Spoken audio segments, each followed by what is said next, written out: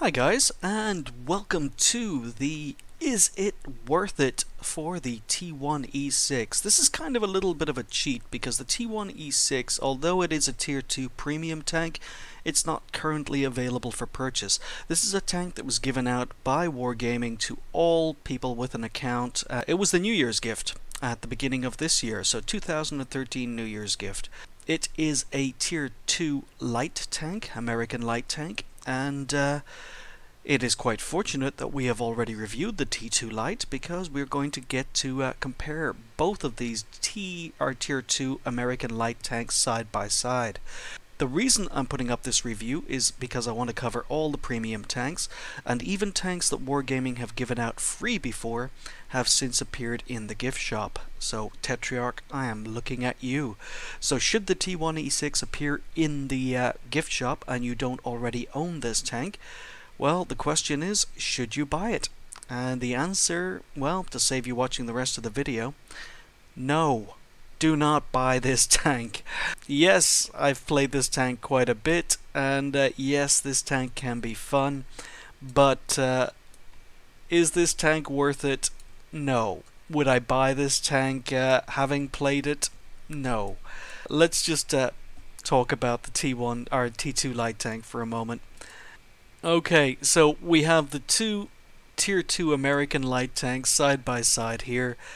And you've got to compare these two tanks. They are so similar in so many ways.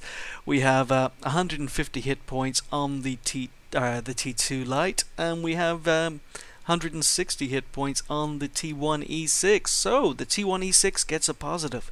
It gets 10 more hit points, which at tier 2 means jack. It doesn't mean a thing. And it's all downhill from here, I'm afraid. The T2 Lite has a 265 horsepower engine compared to a 244 horsepower engine, but it weighs less. It's just under 8 tons fully stocked for me, and this is just over 9 tons fully stocked. So as a result, it is the T1E6 is slower. You have a 48.3 top speed compared to a 72 kilometers per hour top speed. So it's not slow. It's not a slow tank. It's slower than the T2, but it is still pretty quick. This game is of note because I am in a team with a Tetrarch. That is a tank I would love to get my hands on, but once again we're a tier 2 and a tier 3 game. This pretty much demonstrates the speed that the T1E6 can pick up. This is not a great replay, and I'm going to play it at double speed because it is pretty quick. But you can see the Tetrarch there in front of me. He's a fast tank, but we are keeping up with him. So he's slightly faster, but we are managing to keep up with him. We're doing 45 kilometers an hour across this ground.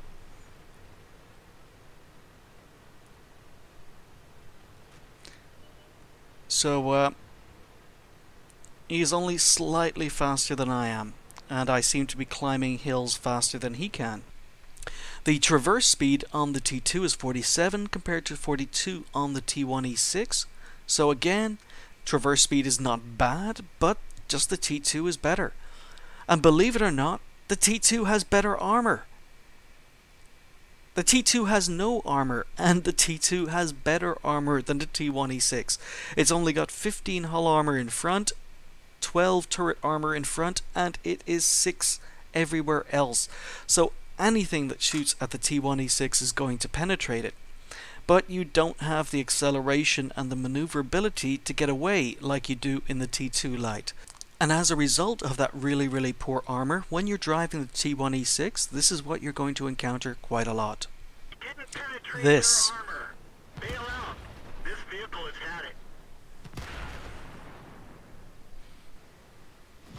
And this.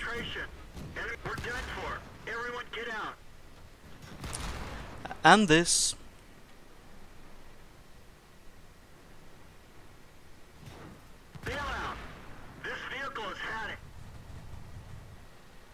And this. We're done for. Everyone get out. But we'll look at the turret traverse speed. We've got 39 on the T2 Lite, and we've got 38 on the T1E6. So 38 is not bad, but the T2 Lite is better. And we finally come down to two of my biggest complaints about the T2 Lite, the 260 view range and the 325 signal range, which aren't good enough for scouting. However, the fun factor of the tank makes up for this. The T1E6 has identical view range and identical signal range, so it's not a scout. Well, here's a perfect opportunity. Again, I'm a tier 2 in a tier 3 game, so there's a lot of tanks on the enemy team I'm not going to be able to damage, but we're going to just perform as a scout. So we're going to speed up this replay. We're going to watch pretty much the whole thing. As you know, Malinovka is one of my favorite maps because there are so many great scouting spots. And I head down to one of my favorite little bushes. But I've been spotted. Somehow I've been spotted. So this is a light tank. It keeps its camo rating on the move. But I was spotted. I back off. Long enough to get off the radar. And now I pop back up into my spotting bush and I wait for my camo net and my binocs to kick in. And usually there are a wealth of targets that appear in front. And sure enough, some appear. I hold my fire. I'm passive scouting.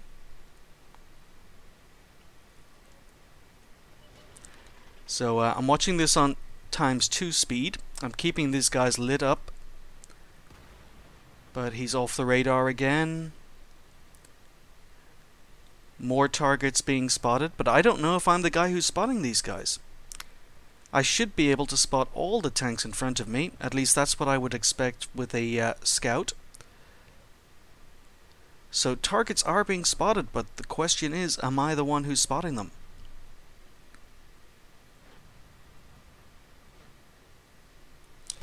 And I get frustrated and I decide, alright, I'm going to open fire.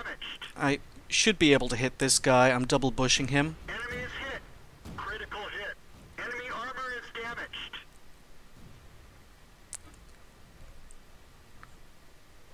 But now my team have pushed up, and my effectiveness here is useless. So I've got to push up with the rest of my team. And that's pretty much it for the game. So, just how effective was the position? Well, we did end up spotting 5 tanks. Just 5. It wasn't a good game. I came third, not even going to dwell on that. But there you go. I mean, it was a low tier game, but I only managed 318 spotting damage. I would expect much, much better from a scout in that position, considering I was left there for most of the game. Is it fun enough to make up for this shortcoming? Again, the answer is no. I just don't think it is. The T1E6 was developed in 1932, so it's a pre-war tank, and it's basically a souped-up T1 Cunningham, souped-up Tier 1 tank. So let's take a look at this gun. Well, it is an autoloader. It is a 37mm semi-automatic gun, so that's a positive, but it's a Tier 1 gun. That's a negative. It only has 33mm of penetration. That's a negative. And you're going to be running into Tier 3s in this tank a lot. At least if you're me, you do. This gun is fine if you're facing off against Tier 1s, most Tier 2s, but I don't. And this tank, I tend to get into games where I'm mainly up against Tier 3s and Tier 2s, and it's just not good enough for Tier 3s. So once again, we find ourselves in a Tier 3 game with a Tier 2 tank with a gun that really doesn't perform at Tier 3. Perfect example coming up. I have a wealth of targets in front of me. I decide to go for the Cruiser 4. How does it work out?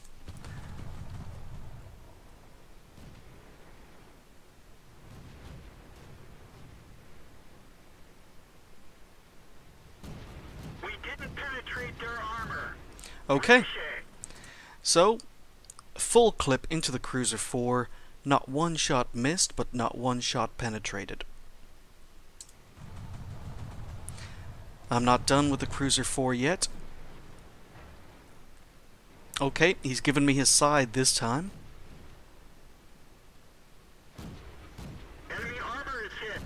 Critical hit.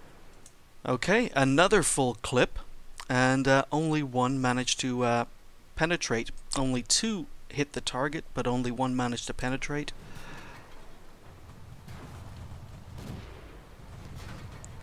And we waste our last clip and our last shot, and of course that missed as well. So we'll hit him with another full clip, That one didn't go through. and three more shots, Penetrate their armor. and again, absolutely no penetration. 33 millimeters of penetration, 30 damage. Okay, well the 30 damage is okay, considering we have 5 shells in the magazine. The time of one shell loading is 0.5, so it means that we can fire 150 hit points of damage in 2 seconds. So we've got burst fire potential of 150 damage in 2 seconds. So you can do things like this. Penetration. Enemy armor is... Gotcha. And this. Penetration. Got him.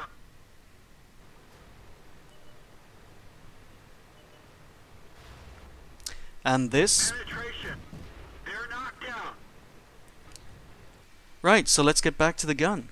Even with premium ammo, we get 53 millimeters of penetration, which I find is okay, but it ends up being a little bit expensive. Well, let's talk very quickly about equipment. Well, I have gone for binocs, vents, and a camo net.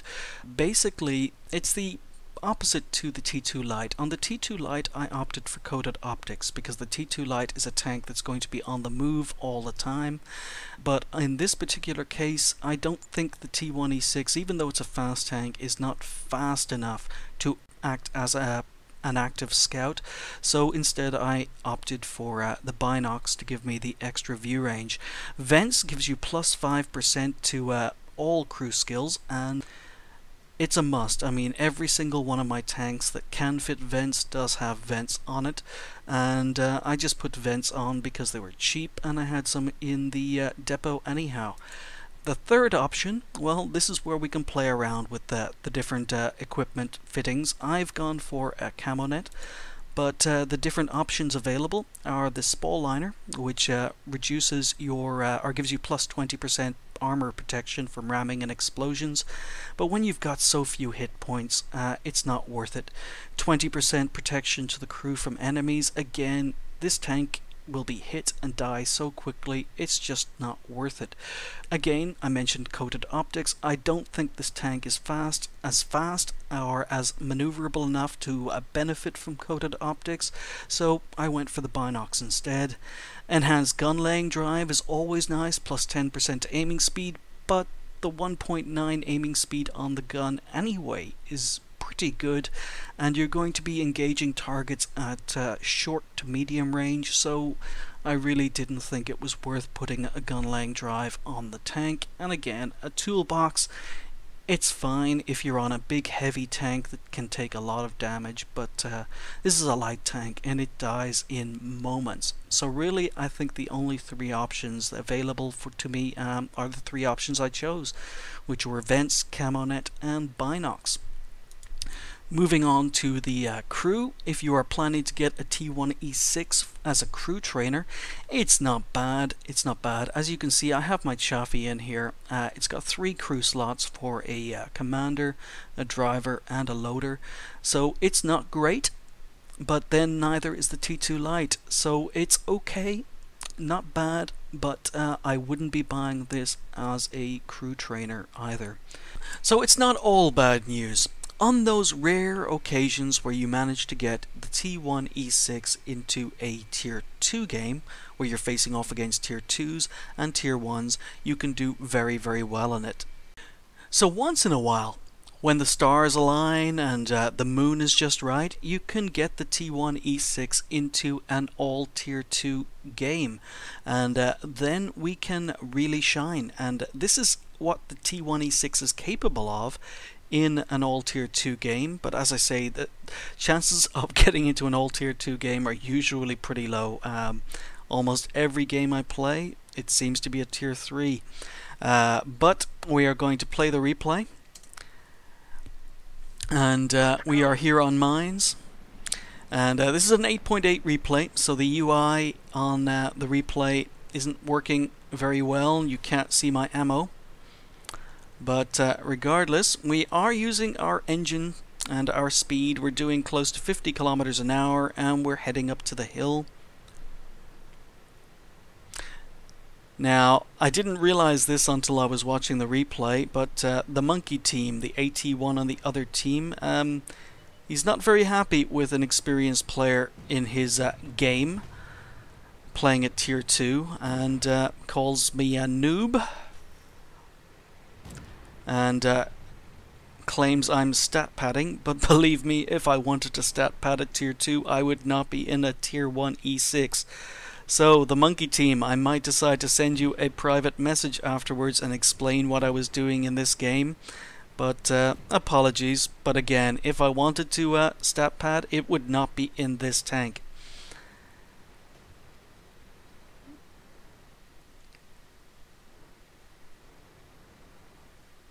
Critical hit. Enemy armor is damaged. Enemy armor is hit. So you can see the burst fire. Even though we missed 2 shots, we still managed to put 3 shots into him, and we are up to 95 damage already. Gun depression fail on the Cruiser 3. And I play around here for a while trying to get my gun on target.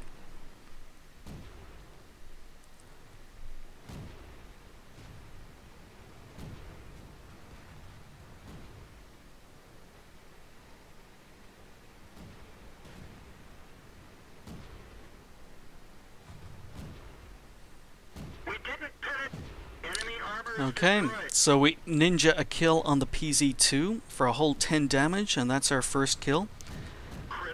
Now, the penetration suffers. We're up against a D1, so I know you guys can't see it, but I switched to a premium round, or a premium clip, and even still, no guarantee that I'm going to be able to penetrate the D1. I'm getting an orange reticule.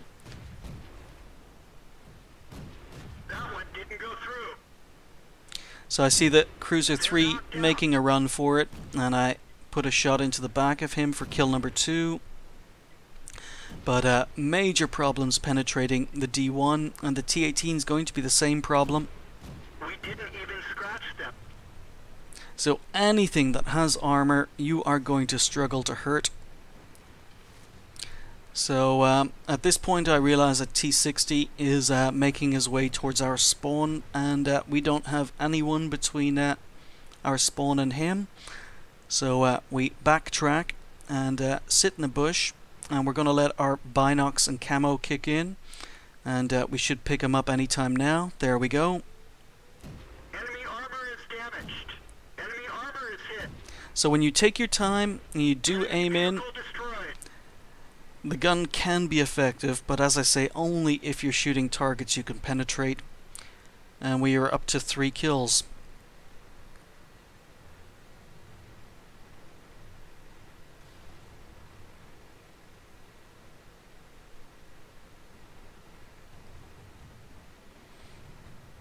So next victim below, side shots. Because it's an older replay, you can't see the red outline, but it's there. So we put 4 of the 5 shots in for 116 damage, and I decide to fire blind at the medium 2 in the distance. A couple of those shots do go in. Enemy armor is hit. And we finish off the T60. So we are up to 4 kills. And the guy who was being rather rude at the beginning appears, so we put a few shots into him, and we are up to 5 kills at T1, and I'm thinking, alright, Top Gun opportunity. But someone else gets the kill before I get there, So only one enemy left. We're up to 5 kills. And I don't think I've gotten very many top guns in this tank, but here's one coming up. Enemy armor is damaged. So we put a couple into the medium 3, and he retreats behind a rock. Now, I don't have anything to shoot at this guy other than his cupola, so I take my look, and we managed somehow to put 2 shots into his cupola for our top gun. So, as I'm saying, this tank, it can perform well, but you need to be very, very lucky to get into a matchup like this. So, to sum up the T1E6, is this tank worth it? I don't think so, especially because there are better options for American light tanks. I think the T2 Light is a better option at tier 2. I think the Locust, which I will be reviewing, I believe that's my next tank in the list to do an is it worth it for, but I do think the Locust is a better option at tier 3. So buying this tank simply to train up crews or to play it for fun, I would not recommend. However, if you're a collector and you like to collect all the tanks in the games like I am, then you don't already have the T1E6 and it shows up in a bundle, then great, go ahead, buy it, but it's not going to be a tank you play for fun. It's not a scout, it's not a sniper, it's not a damage dealer, and it just really doesn't have the maneuverability. It may have the speed, but it doesn't have the maneuverability to make it that much fun. And that's pretty much it for this review. If you found it informative, enjoyable, or you would like to see more of these videos, please subscribe down below, or maybe even like the video. The next review that is going to be coming up is one for the Comet, and that should be ready in maybe a week or 2. So I want to thank you for watching, and I'll catch you all soon.